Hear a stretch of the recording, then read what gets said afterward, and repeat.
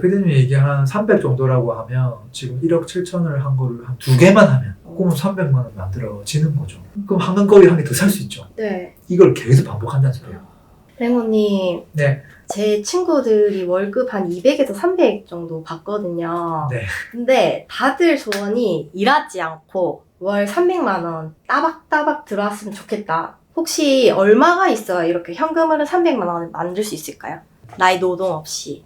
노동 없이. 네. 최근에 이제 저희 수강생 한 분이 카페에다가 수익형 부동산 매수 후기를 올려주셨더라고요. 이분도 평범한 직장인이거든요. 되게 모범생이었어요. 수강생 중에서는. 왜냐면 강사인 제가 그냥 알려주는 딱 그대로 그냥 하더라고요.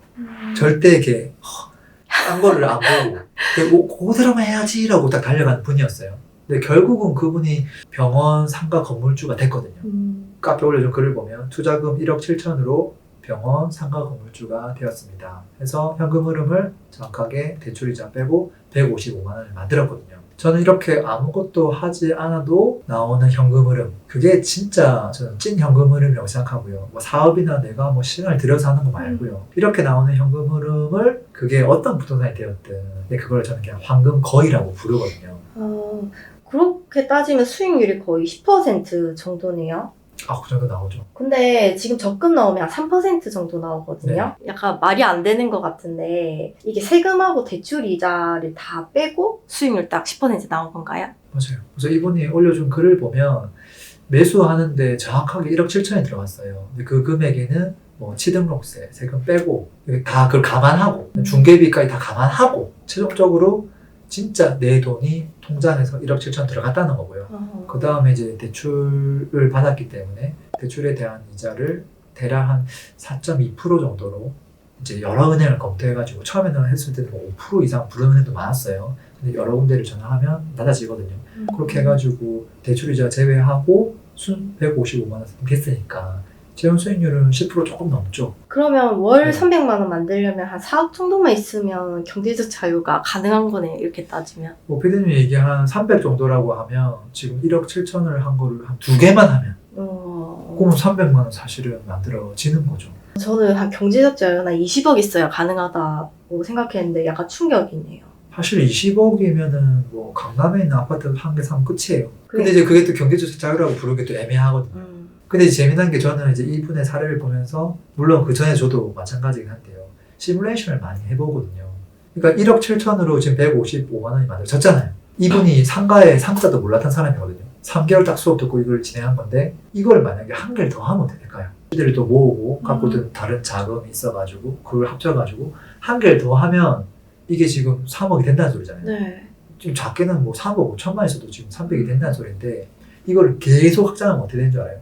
제가 이 엑셀 구글 시트 한번 돌려봤거든요. 네. 제가 황금 거위를 1호기부터 시작해가지고 7호기까지 쫙쫙쫙쫙 만들면 어떻게 될까? 이게 만약에 황금 거위를 2개만 지금 만약에 당장 세팅이 된다고 하면 내 돈이 한 3억 5천 정도 있어가지고 2개 세팅됐다. 그러면 일단 당장 월세가 한 310만 원 들어와요. 지금 이 시점부터. 그리고 5년 지나면 그 돈을 다 합치면 얼마 나오는 줄 알아요? 1억 8,600 나와요. 회수할 수 있겠다. 이걸로 한 개 더 사야지. 그럼 5년 뒤가 되면 월세가 3개가 나오겠죠. 3개를 합치면 465만 원이에요. 그럼 이거를 계속 저축하잖아요. 그러면 3년만 딱 모으면 1억 6,700이 나와요. 그럼 내 돈 조금만 더 보태면 1억 7천이죠. 그럼 황금거위 한 개 더 살 수 있죠. 이걸 계속 반복한다는 소리예요. 그럼 어떻게 되냐면 이게 나중에 한 시간이 점점점 짧아질걸요. 기간이. 5년이 3년 되고 3년이 뭐 2년 5개월 뭐 1년 몇 개월 점점 줄거든요. 그리고 제일 중요한 건 시간이 지나면 지날수록 추가적으로 돈을 안 넣었는데 무한 증식돼요. 그게 이제 재밌는 거죠. 근데 이렇게 수익률 10% 나오는 매물을 쉽게 구할 수 있나요? 쉬우면 다 했겠죠. 제가 맨날 얘기했던 기준은 무대출 수익률이 6% 이상 나와야 돼요. 그다음에 우량 임차인이어야 되고 그 다음에 대출을 좀 일으켜야 되는데 대출하고 무대출 수익률의 그 금리 차이가 2% 이상 나야 돼요. 이게 무슨 말이냐면 우리가 은행이 보면 내가 적금 넣으면 뭐 2점 몇 프로 주죠. 그거를 대출에다 가는 사람한테 4점 몇 프로를 하잖아요. 그 사이에 그 마진을 뭐라 불러요? 예대 마진이라 부르잖아요. 예금과 대출 그 사이에 마진이 이 사람들도 은행도 2% 이상 먹으려고 하는 거잖아요. 그럼 우리 같은 경우도 은행에서 돈을 4%에 빌려온 다음에 6%짜리 수익률 세팅하면 어떻게 되는 거예요? 어. 2%의 마진을 먹을 수 있잖아요. 네. 최소한 그 2% 이상 먹어야 된다는 소리예요. 그래서 무대출 수익률 6% 이상 나와야 되고 대출을 하면 4%에 딱 좀 끊으면 대출을 하면 할수록 수익률이 높아져요. 그래서 이게 지금 10% 넘게 나오는 거거든요. 이 정도 수익률 만드는 물건들은 생각보다 많아요. 그러니까 좀 어렵긴 하지만 생각보다 많아요. 근데 어려운 건 뭐냐면 안전한 물건을 찾는 게 어려워요. 물건은 많은데 여기서 안전한 물건은 항아리 상권이어야 되고 항아리 상권 안에서도 가시성이 좋은 대장 건물이어야 되고 건물에서도 층이 로얄층이어야 되는데 상가는 3층, 4층이 로얄층이거든요. 그 다음에 업종이 정말 좋은 업종이어야 되는데 그게 병원 아니면 학원이거든요. 이 5가지 기준이 다 만족되는 거를 저 사람은 산 거예요. 완벽하게 만족이 되는 거를. 그거를 찾는 게 어려운 거지 이 중에서 뭐 한두 개 만족되는 걸 찾는 건 쉬워요. 그래서 이분도 사실은 뭐 상가에 대한 기본 지식이 많았던 사람은 아닌데 3개월 만에 했던 거라서 엄청 불가능하다 뭐 이렇게 생각하지는 않습니다. 그리고 아마 이분의 입장에서는 이제 중요한 게 그거겠죠. 하나를 할 수 있으면 그 역량이 사라지지 않거든요. 그 다음부터는 아마 이 사람이 바로바로 할 수 있을 거예요. 그리고 그 중간 과정에 있어서 그 황금거위의 배를 가르지 않는 게 중요하거든요. 아까 제가 시뮬레이션 보여줬잖아요. 네. 하나가 2개 되고 2개가 3개 되고 이게 자연 증식될 수 있도록 그 세팅을 딱 해두는 게 중요하거든요. 그래서 저는 경제적 자유가 되려면 뭐 얼마가 있어야 돼요? 라고 물었을 때 최종적으로 내가 그래도 한 달 월세가 한 1,000만 원 이상 나와야 되지 않아요? 그 시점으로 잡는 게 아니라 지금 내가 이게 구조적으로 추가적으로 돈을 안 넣어도 무한대로 계속 늘어날 수밖에 없는 구조적으로 모든 게 완성됐구나 하는 시점. 그때부터 사실은 저는 경제적으로 다 세팅됐다고 봐요. 그 이분의 같은 경우는 1개가 좀 어렵고요. 2개가 세팅되면 그때부터는 저는 이제 시작이다 보는 거죠. 그때부터 이제 희망이 보이니까. 근데 이게 너무 희망 회로를 돌린 게 아닌가.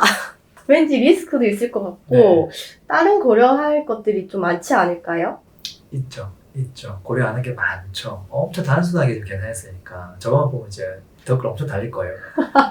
고려를 안 한 건 뭐냐면 일단 긍정적인 거 하나는 시간이 지났을 때 월세를 올릴 수 있는 거를 고려를 안 했죠. 물론 월세가 내려갈 수도 있어요. 네. 그래서 처음부터 월세를 올릴 수 있는 물건을 사야 돼요. 그게 누구냐면 임차인이 돈을 잘 벌어야 돼요. 조금씩 올려도 나가지 않을 임차인이어야 돼요. 그러니까 1순위가 병원이 되는 거거든요. 근데 이제 두 번째로 고려하는 건 뭐냐면 세금이죠. 월세를 받잖아요. 세금 내야 될 거 아니에요. 개인으로 만약에 받으면 종합소득세 내야 되죠. 법인으로 받으면 법인세 내야 돼요. 그 다음에 보유에 대한 세금도 고려를 안 했죠. 근데 보통 이제 보유에 대한 세금은 크게 2가지 정도거든요. 뭐 제한세는 다 내니까 크게 부담스럽진 않아요. 제한세도 월세를 받으니까 거기서 한 달치 정도 또는 뭐 0.5개월 정도 빼면 되거든요. 그 다음에 이제 보험료도 과하지가 않아요. 그래서 되게 작은 금액이거든요. 어쨌든 내긴 내야 된다. 뭐 주택처럼 이제 뭐 종부세나 이런 건 없기 때문에 그런 것들은 고려 안 해도 되죠. 이런 것들을 조금 더 감안해가지고 계산기를 좀 돌려보면 더 정교해지겠죠. 4억으로 경제적 자유. 근데 4억이면 서울에 아파트 하나 사기도 어려운데 좀 충격이네요. 4억으로 아파트 좋은 거는 사기 어렵죠. 특히나 뭐 신축 아파트 이런 거 뭐 사기 좀 어렵고요. 급지가 좋은 것도 어렵고 뭐 2급지 이하로 가서 구축 아파트 이런 것들은 살 수 있는 금액이죠. 근데 그걸 산다고 해서 현금 흐름이 나오는 건 아니잖아요. 물론 시세가 오를 수는 있죠. 자산증식은 가능하겠지만 경제적 자유가 된다. 내가 일을 안 하고도 먹고 살 수 있다. 이건 어렵겠죠. 재밌어요. 실거주를 하면 더 재밌어요. 실거주를 하면 대부분 대출을 일으키잖아요. 네. 실거주 또 다른 아파트 갈아타게 하면 대출 금액이 더 커져요. 이자가 더 많아져요. 네. 허리띠를 더 졸라매야 되거든요. 그러니까 이게 점점 경제적 자유가 멀어져요. 이게 신기해요. 그러면 일하지 않는 걸 원하면 내 집 마련이나 뭐 부동산 투자보다 그냥 상가 사는 게 더 맞겠네요. 그게 이제 일장일단이 있죠. 상가는 시세 차익이 많이 없거든요. 아파트는 입지 좋은 걸 사면 오랫동안 갖고 있으면 안정적으로 오르는 게 있단 말이에요. 뭐 적게는 연평균 5%에서 좀 똘똘한 아파트는 연평균 10%까지도 오르거든요. 근데 상가는 전혀 안 오를 수도 있다. 이런 걸 감안해야 돼요. 이제 그렇기 때문에 아파트의 연평균 상승률이 뭐 한 5% 10% 사이다. 그러면 나도 월세 수익률이 그 정도는 무조건 나와줘야 된다는 거예요. 그래야 비슷해질 수 있거든요. 그 다음에 또 상가가 뭐 공실이나 이런 것도 있기 때문에 분명히 리스크 있죠. 근데 저는 이렇게 생각해요. 사람들이 제일 많이 물어보는 게 랭크님 그러면은 저는 지금 3억 정도 돈 들고 있는데 하면은 저도 경제자유가 달성되는 거네요? 그럴 수도 있죠. 그러면 저는 이거 상가를 사야 돼요? 아파트를 사야 돼요? 맨날 물어보거든요. 그럼 제가 뭐라고 하냐면 그냥 차라리 지금부터 축구 선수가 되거나 뭐 무비스타 영화 배우가 되는 건 어때요? 물어봐요. 그게 무슨 말이에요? 아니 그걸 하는 게 돈 더 잘 벌 수 있으니까. 그 영역에서 탑을 찍으면. 근데 사실 그게 쉽지가 않잖아요. 네네. 근데 반대로 제가 또 물어보거든요. 수익형 부동산 좋은 거를 찾아낼 수 있고 잘할 수 있는 역량이 있으세요? 하면 없다고 하거든요. 그럼 시세 차익 가능한 아파트를 찾을 수 있는 능력이 있으세요? 하면 없다고 하거든요. 그러니까 결국은 선택지에 없는 거예요. 둘 중에 뭐 할지는 내가 A 대학도 갈 수 있고 B 대학도 갈 수 있는 점수가 있을 때 그때 고민하는 거지. 아 서울대를 갈까 아니면 저 미국에 있는 뭐 제일 좋은 대학교를 갈까 이 고민을 할 필요가 없는 거거든요. 이제 이런 것처럼 잘할 수 있는 역량을 갖춘 다음에 거기에서 하면 좋을 것 같고 만약에 그분이 이제 일반적인 상가나 수익형보다 아파트가 좀 편하고 그쪽에 대한 지식이 좀 많다고 하면 아파트를 하는 게 맞을 거고 반대로 이제 내가 수익형 부동산 좀 더 잘할 수 있다고 하면 그걸로 가면 되죠. 그리고 이제 또 개인의 상황에 따라 좀 다르겠죠. 뭐 어떤 분은 나이가 있어가지고 뭐 60대 은퇴를 기다리는 경우라면 아무리 시세차익형 가능한 아파트가 있다고 하더라도 현금 흐름이 좀 더 중요하겠죠. 이제 그런 것처럼 나의 역량, 나의 상황 그런 것들을 가지고 선택해야 되지 않을까 싶어요. 약간 본인의 성향에 따라서 달라지겠다. 근데 결국은 저는 둘 다 필요하다고 항상 결론 내려요. 하나만 있어서 되는 건 아니라고 봐요. 시세차익형도 중요하거든요. 그래서 둘 다 필요하다. 그러면 또 마지막에 뭐 묻는지 알아요? 그러면은 이거부터 해야 돼요? 이거부터 해야 돼요? 랭구님이라면 시세 차익부터 하시겠어요? 수익형부터 하시겠어요? 이거 먼저 하고 이거 한 거나 이거 먼저 하고 이거 한 거는 뭐가 달라요? 결국은 두 개를 했으면은 똑같잖아요. 그렇잖아요. 아파트 하나, 상가 하나, 아파트 상가 하나. 순서만 다를 수 있잖아요. 근데 이제 만약에 몰빵을 해야 된다면 다를 수 있죠. 계속 상가, 아파트, 아파트. 저는 둘 다 골고루 해야 된다라는 생각을 하고 있고요. 아마 일단은 하나하나를 최대한 빨리 하는데 그 순서는 그렇게 안 중요하다는 생각도 합니다. 월 300 일하지 않고 월 3.5억이면 가능하지만 시세 차익도 고려할 수 있다. 이렇게 결론이 나네요. 그렇죠. 시세차익형이 안전하긴 하니까. 리스크도 적고 황금성도 좋긴 하니까.